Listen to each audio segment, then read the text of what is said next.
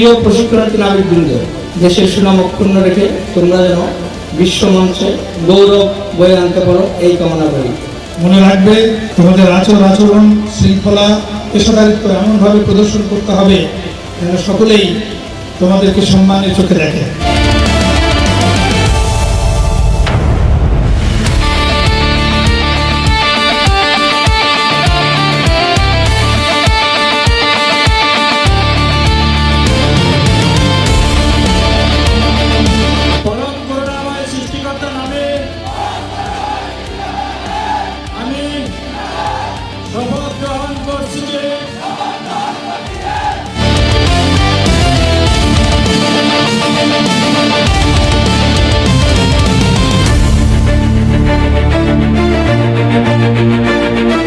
প্রিয় প্রশিক্ষণার্থীরা, আজকের এই অর্জন শুধুমাত্র একটি সনদ লাভ নয়, এটি আপনাদের জীবনের এক নতুন অধ্যায়ের সূচনা।